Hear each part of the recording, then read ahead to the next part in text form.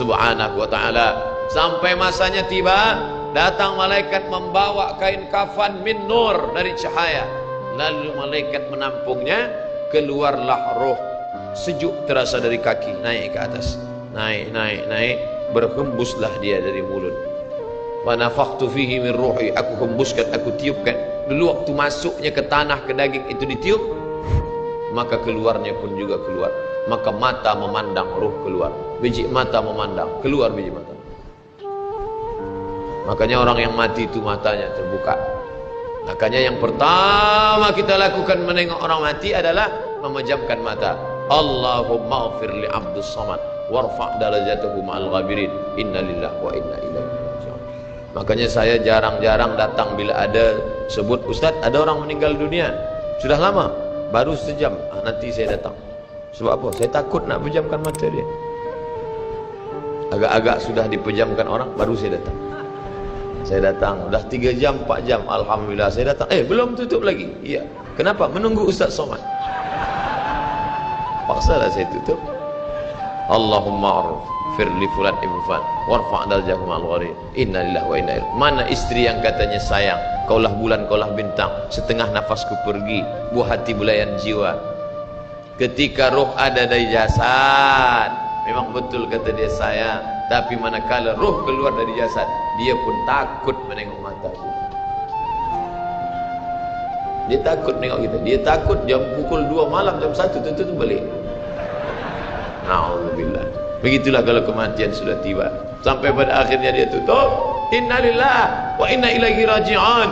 Selepas itu roh pun keluar, dibawa. Kalau dia baik, roh itu dibawa, dimasukkan ke dalam kain kafan min nur. Hadis riwayat Ahmad bin Hanbal. Lalu dibawa oleh malaikat sampai ke pintu langit. Malaikat bertanya, inikah orang yang amalnya selalu dibawa pagi, dibawa petang?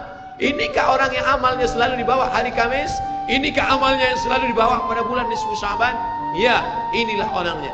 Kam min masyhurin fil ardi walam yakun ma'rufan fis sama. Bukan hadis. Berapa banyak orang yang namanya masyhur di bumi, tapi malaikat tak mengenal dia. Tapi berapa banyak orang yang tak masyhur di bumi, tapi malaikat mengenal dia. Mengapa? Karena amalnya pagi dan petang dibawa oleh malaikat. Orang ini mana? Belum datang. Orang ini mana? Belum datang. Orang ini mana? Belum datang. Disambut dia, disambut kedatangannya. Masya Allah, tabarakallah. Mudah-mudahan kita termasuk orang yang disambut oleh malaikat karena amal soleh kita. Maka bila saya datang di suatu majlis, malam tadi datang di Shah Alam, orang menyambut ramai.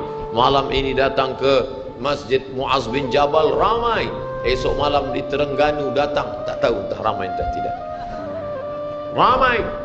Dalam hati, hai Abdul Somad, apakah malaikat akan menyambut engkau nanti juga dalam keadaan ramai? Kalau engkau ikhlas, iya. Tapi kalau tidak ikhlas, na'udzubillah. Nabi Isra Mi'raj berjumpa dengan orang yang sudah lama mati. Bagaimana rasa kalian mati? Apa kata mereka? Seperti kambing yang dikuliti hidup-hidup, seperti tebasan pedang di tempat yang sama beratus kali, seperti kail mata pancing yang masuk ke dalam kulit yang basah, ditarik, disentapkan sehingga terikut dagingnya sampai keluar. Makanya selalu kita berdoa, Allahumma hawwin alaina fi sakaratil maut, taubatan qablal maut, taubat sebelum mati, wa rahmatan indal maut, dapat rahmat ketika mati, wa maghfiratan ba'dal maut, mendapatkan ampunan sebelum mati. Allahumma hawwin alaina fi sakaratil maut. Makanya doa selamat itu baca pelan. Baca pelan, renungkan. Ini sekarang banyak orang baca doa selamat cepat-cepat. Maut. Apa maut aja nih? Saya tak pernah menghafaz doa itu pakai kertas, tak pernah. Wa taubatan qablal maut, wa rahmatan indal maut, wa maghfiratan, belum pernah. Kenapa Ustaz boleh hafaz? Sebab dulu dibawa oleh ayah, dibawa oleh bunda, dibawa dalam acara tahlil, dibawa dalam kenduri orang mati, dibawa. Tiap hari telinga mendengar Tuan Imam membaca pelan, maka kita ingat. Wa taubatan qablal maut, wa rahmatan indal maut. Anak-anak kita ini, walaupun mereka lari sana sembang sini, tapi telinga mereka mendengar. Dan anak-anak ini hafaz. Kadang anak hafaz ibu bapa tak hafaz. Sebab apa? Sebab dia golden age, usia emas. Mereka hebat, mereka kuat ingatannya, menangkap hafazan itu begitu kuat. Maka kita ajarkan mereka doa itu pelan-pelan. Sebab bila kita ajar kuat-kuat, mereka balik, dia panggil, ibunda dia panggil, cuba kau baca apa doa tadi? Oh, mau. Apa mau aja nih? Sebab di Irak banyak orang mati, sebab di Suriah banyak orang mati, di Palestin banyak orang mati, di Rohingya banyak orang mati. Padahal maknanya amat sangat dalam. Allahumma hawwin alaina, ringankan kami fi sakaratil maut. Tidak ada gunanya amal banyak kalau tidak selamat dalam sakaratul maut. Makanya kita selalu minta kepada Allah, Allahumma khtim lana bi husnil khatimah wala takhtim alaina bi su'il khatimah. Allahumma ja'al akhira kalamina, jadikan akhir kalam kami inda intihai ajalina, ketika ajal kami sampai, jadikan akhir kalam kami yang terakhir keluar dari mulut kami qaula la ilaha illallah Muhammadur Rasulullah. Allahu Akbar. Biasa orang takbir ini nak pergi perang, menghadapi sakaratul maut penting juga takbir. Sebab di situ banyak segala macam godaan-godaan. Datang syaitan membawa air, katanya menjelang sakaratul maut itu haus, panas, haus, maka datang syaitan membawa air. Engkau sebut nama aku bagi air. Mau? Kata dia. Mau? Engkau mau? Sebut nama aku. Tapi bila iman kita kuat, maka dia tidak akan mampu untuk menggoda kita. Sampai kapan syaitan tak pernah berputus asa? Sampai bila? La'atiyannahum min baini aydihim, aku datang dari hadapan, wa min khalfihim, aku datang dari belakang, wa an aymanihim, aku datang dari kanan, wa an syama'ilihim, aku datang dari kiri. Datang dia, datang dari hadapan, datang dari belakang, datang dari kanan, datang dari kiri. Oleh sebab itu yang banyak tuan-tuan yang ada berada di sini, tolong berzikir semua. Subhanallah. Kenapa? Dengan zikir itu maka larilah jin-jin setan yang ingin mengganggu. La'ughwiyannahum, aku akan goda mereka, aku akan sesatkan mereka. Berapa lama? Madamat arwahuhum fi ajsadihim, selama ruh ada dalam jasad, aku tak akan pernah berhenti sampai akhir keluar jasadnya dalam keadaan mati, tidak menyebut Allah Subhanahu wa taala. Itulah punca mereka. Makanya kita selalu berzikir. Esok pagi terjaga dari tidur automatically, karena kita sudah programkan di kepala kita, manakala terbuka, alhamdulillahillazi ahyana ba'da ma amatana wa ilaihi nusyur. Selapar-laparnya orang beriman, manakala dia tengok makanan, terus saja dia ingat Allah. Allahumma barik lana fima razaqtana wa qina azabannar. Tapi ada setengah umat Islam, bila dah kenyang saja baru ingat Allah. Alhamdulillah. Bila tak kenyang tak ada ingat Allah SWT. Na'udzubillah. Oleh sebab itu maka inilah hidup yang singkat ini. Bila pernah kita bersedekah, itulah yang akan menolong. Laula akhartani ila ajalin qarib, kalau engkau beri aku umur panjang ya Allah, apa yang akan kulakukan? Fa as-saddaqa, aku akan bersedekah. Wa akum minas salihin, aku ingin beramal saleh. Malam ini tajuknya Masya Allah, ini tazkirah terakhir, ini tazkirah akhir, last, dan tajuknya pun akhir pula. Mudah-mudahan ini tazkirah terakhir, tapi bukan terakhir bagi saya. Andai mati, tidak masalah. Allahumma ja'al hayata ziyadatan li fi kulli khair. Kalau engkau takdirkan aku besok masih hidup ya Allah, jadikan hidupku itu ziyadatan li, sebagai amal tambahan.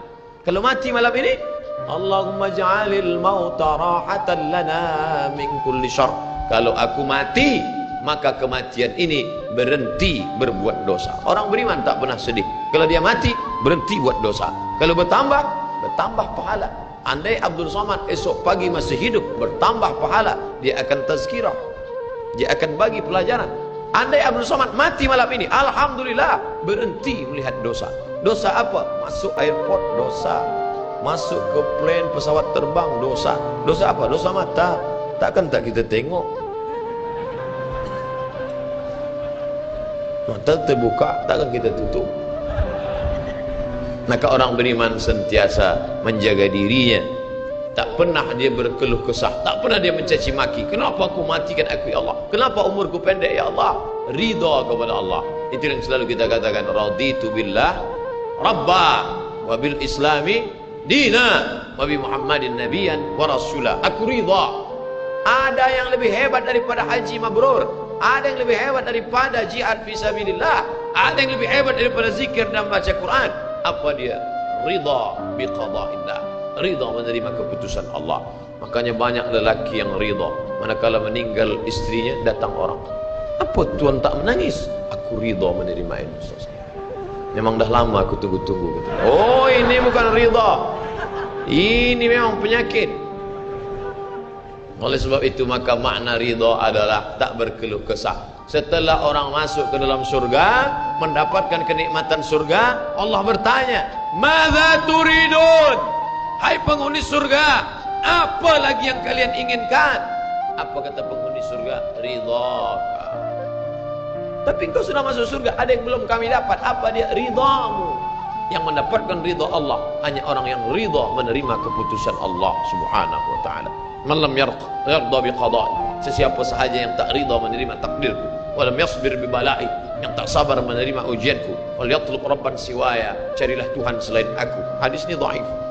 Tapi untuk tarhib wa tarhib, untuk berikan semangat beramal, untuk fadail amal boleh dipakai, kerana ia bukan masalah akidah, bukan masalah halal haram. Jangan permasalahkan masalah.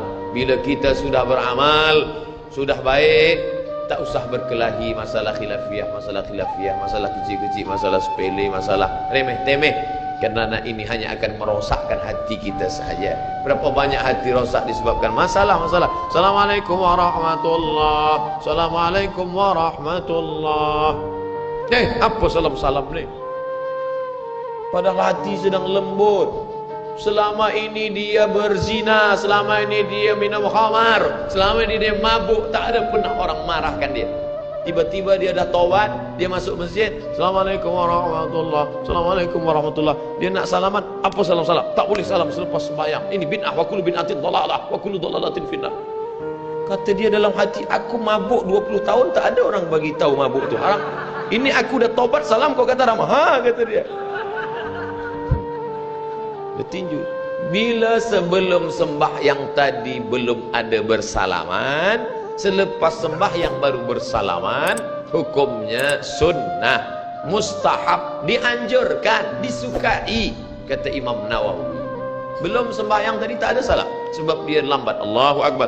Lepas sembahyang dia salam, mustahab, dianjurkan, baik, tak salah. Bila sebelum sembahyang tadi sudah bersalaman, salam haji, salam datuk, salam tuan, masuk ke masjid, selepas sembahyang dia salam balik, mubah, tak jadi masalah. Yang tak boleh dalam sembahyang bersalaman, itu tak boleh. Datuk sehat, itu tak boleh. Oleh sebab itu mari kita jaga hati kita yang dah baik, yang dah elok ni, jangan dirosakkan hanya kerana masalah-masalah kecil, masalah-masalah khilafiyah. Melunakkan hati. Kayu patah boleh disambung, kaca retak boleh direkat, tapi hati rosak kemana obat akan dicari. Oleh sebab itu memperbaiki dengan akhlak.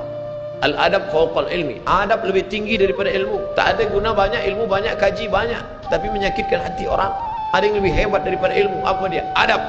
Al-adab fawqal ilmi. Syekh Taharayan, Profesor Syekh Taharayan, guru besar Al-Azhar University, mazhab dia Maliki. Bila dia salat, Allahu Akbar, lepas ke bawah. Hari itu datang ulama dari Makkah, namanya Syekh Usamah Mansi, murid langsung daripada Sayyid Muhammad Alawi Al-Hasani Al-Maliki. Mereka mazhab Maliki, tapi Sayyid Usamah bila dia sembahyang, dia Allahu Akbar. Manakala Sayyid Usamah jadi imam, Syekh Taharayan jadi makmum, tiba-tiba tangan Sayyid Usamah masih lepas ke bawah. Allahu Akbar. Murid-muridnya heran, kenapa Syekh Usamah Mansi yang biasa tangan begini, kenapa saat Syekh Taharayan jadi makmum lepas? Tak mungkin aku melawan Syekh di belakang, padahal dia adalah guruku. Bila tangannya lepas, aku pun ikut juga lepas. Kenapa? Hormat kepada guru, mengikut mazhab guru. Orang sekarang tidak. Sengaja dia nak tunjukkan beza dengan guru dia. Aku lebih hebat lagi. Aku dah lama belajar. Aku sudah banyak ilmu. Sudah jelas mazhab Syafi'i bismillah sir. Bismillah jahar. Bismillahirrahmanirrahim. Alhamdulillahi rabbil alamin. Manakala dia kembali ke pondoknya, kembali ke kampung halamannya setelah lama merantau menuntut ilmu, mestinya ikutkanlah mazhab Syafi'i. Ada hormat kepada tuan guru? Tidak. Malah dia tunjukkan, oh ni aku sudah lebih hebat daripada kamu. Bismillahirrahmanirrahim. Alhamdulillahi rabbil alamin. Masalah membaca basmalah sir sah, tidak salah. Masalah membaca jahar sah, tidak masalah. Membaca masalah tak basmalah sama sekali sah. Mazhab Maliki tak ada basmalah. Allahu akbar. Alhamdulillahi rabbil alamin. Mazhab Hanafi dengan Hambali, Allahu akbar. Bismillahirrahmanirrahim. Alhamdulillahi rabbil alamin. Mazhab Syafi'i, Allahu akbar. Bismillahirrahmanirrahim. Tidak ada masalah. Yang jadi masalah adalah ketika kita membawa mazhab yang lain di tengah komuniti mazhab Syafi'i, menimbulkan fitnah. Apa pesan Syekh Ibnu Utsaimin manakala datang orang bertanya, Syekh, ya, bila saya balik ke kampung saya, di kampung itu mereka bermazhab Syafi'i, setiap subuh mereka baca doa kunut, Allahumma hadina fi man hadain. Apakah saya ikut baca kunut atau saya pakai mazhab Hambali? Kerana saya belajar kepada Tuan Syekh mazhab Hambali. Syekh Ibnu Utsaimin mazhabnya Hambali. Apakah bila saya balik ke kampung halaman saya, mereka bermazhab Syafi'i, saya ikut baca kunut atau saya tidak baca? Apa kata Syekh Ibnu Utsaimin? Bila imammu itu membaca kunut, angkatlah tanganmu dan ucapkan amin. Kenapa? Li'annal ikhtilaf syar. Kerana ikhtilaf berbeza dengan imam itu syar, tak baik.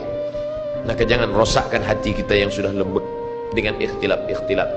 La tanaza'u. Jangan kamu berkelahi, jangan kamu bertengkar. Fatafshalu. Karena kalau sudah bertengkar kamu akan gagal, kalah. Wa tadhhabu rihukum. Dan kamu pun kehilangan semangat. Kenapa malam ini kita bersemangat? Kerana kita masih lagi menjaga hati daripada ikhtilaf. Banyak yang datang bersorban, tapi mereka tak salahkan saya yang pakai topi hitam. Andailah yang bersorban datang, dia tengok siapa tazkirah Ustaz Somad, topi dia hitam, ayo kita balik. Banyak yang pakai topi putih, dia pandang Ustaz Somad hitam. Banyak yang pakai jubah, saya pakai kain, dia tengok Ustaz Somad pakai kain, ya jom kita balik. Tidak semazhab dengan kita, tak. Banyak yang berjanggut, Ustaz tak berjanggut, janggut dia belum tumbuh, jom kita balik.